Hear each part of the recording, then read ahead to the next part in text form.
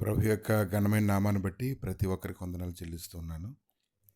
ఈ ఉదయకాలాన్ని నీ గుడారం ఎలాగుందో నువ్వు పరిశీలన చేసుకోగలగాలి. ఆదికాండం 31 అధ్యాయము 25 వచనం. లాబాను యాకోబును కలుసుకొనెను. యాకోబు తన గుడారము ఆ కొండ మీద వేసుకుని ఉండెను. లాబానును తన బంధువులతో గిలాదు కొండ మీద గుడారం వేసుకునెను. గుడారాలని వేరైపోవడం చూస్తూ ఉన్నాము. మన గుడారం ఏదైనా ఉందంటే అది సంఘమే. సంఘంలో అందరూ కూడుకోవాలి, పాటలు పాడాలి, ఆరాధన చేయాలి. దేవుడి లేఖనాలు మన యొద్దకు వస్తున్నప్పుడు హృదయపూర్వకంగా దాన్ని తీసుకోగలగాలి. కొందరు మానుకొనుచున్నట్లు సమాజంగా కూడుట మానక ఒకరినొకడు హెచ్చరించచ్చు. ఆ దినము సమీపించటం మీరు చూచిన కొలది మరి ఎక్కువగా అలాగే చేయొచ్చు. ఒకరికొకరు ఆత్మీయంగా బలపరచుకోవడం చాలా ప్రాముఖ్యమైనదని ఉదయకాలను మనం తెలుసుకోవాలి.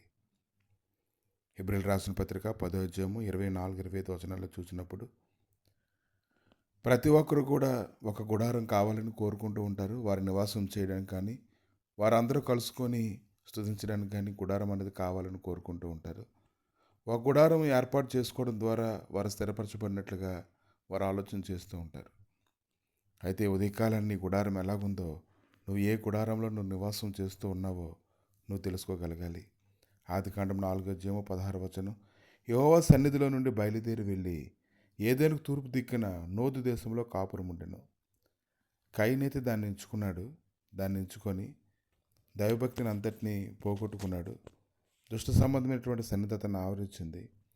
కనుక తర్వాత కాలంలోని నోహు యొక్క కుటుంబాలు చూసినట్లయితే జలప్రలయంలోని తుడిచిపెట్టుకుపోవడాన్ని మనం చూస్తూ ఉన్నాము. యోహాను సువార్త 18వ అధ్యాయము 20వ వచనం.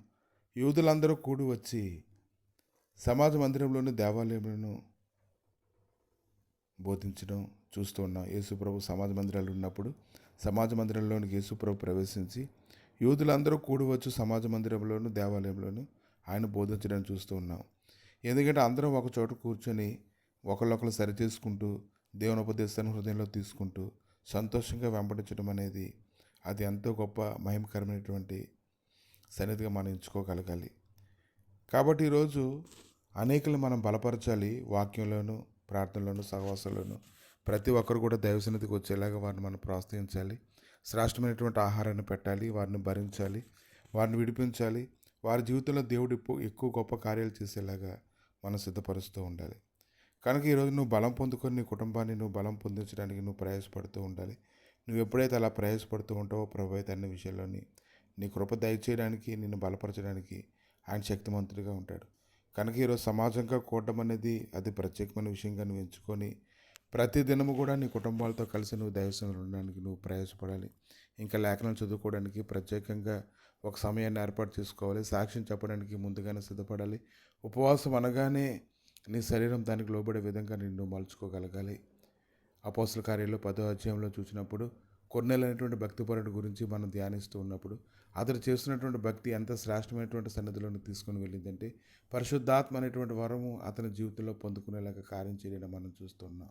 కనుక ఈరోజు ఎవరైనా మనల్ని నడిపిస్తే మనకు మంచిదే, కానీ వ్యక్తిగతమైనటువంటి ప్రయాస కూడా అది ఎంతో ప్రాముఖ్యమైనది. ఎవరి జీవితంలో అయితే వ్యక్తిగతంగా ప్రయాసపడుతూ ఉంటారో, ఎవరైతే శ్రద్ధగా వెతుకుతూ ఉంటారో వారి జీవితంలో దేవుడు గొప్ప కృపనివ్వడానికి నడిపించడానికి ఆయన శక్తిమంతుడు. కొర్నేలు కుటుంబం, కొర్నేలుతో ఉన్నవారు అందరూ కూడా పరిశుద్ధాత్మ అనేటువంటి వరం పొందుకోవడం చూసినప్పుడు పేతురైతే ఎంతో ఆశ్చర్యంగా అతడు ఆలోచన చేస్తూ ఉన్నాడు. కాబట్టి ఉదయకాలాన్ని నువ్వు గ్రహించు, వ్యక్తిగతంగా ఆయన వెతుకు, నీ గుడారాన్ని నువ్వు సిద్ధపరచుకో. నీ గుడారంలో సంగీతనాదం వినబడేలాగా నిత్యం ఆయన లేఖనాలు ధ్యానించేలాగా నీ పట్ల నువ్వు శ్రద్ధ తీసుకొని ఉన్నట్లయితే అది నీకు ఎంతో మేలు. ప్రభా, ఉదయకాలాన్ని నీ సన్నిధిలో ప్రార్థన చేసి వేడుకుంటుండగా ప్రభా నీ యొక్క రెక్కల మాటను భద్రపరచబడినట్లుగా కృప దయచేయండి తండ్రి. నీ లేఖనాల్లో నాయన ఇదిగో తండ్రి మేము భద్రపరచబడినట్లుగా కృపనుంచండి తండ్రి.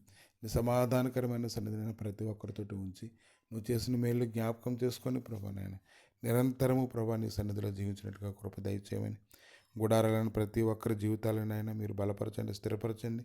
మహిమతో నింపి నడిపించి మీరే మహిమగంత ప్రభావాలు పొందమని ఈ దినమని ఎంతమంది అయితే నీకు మొరపెట్టారో వారందరూ ప్రార్థనలు ఆలకించి కృప చూపించమని యేసుక్రీస్తు నామములు అడిగి వేడుకుంటున్నాము తండ్రి. ఆమేన్.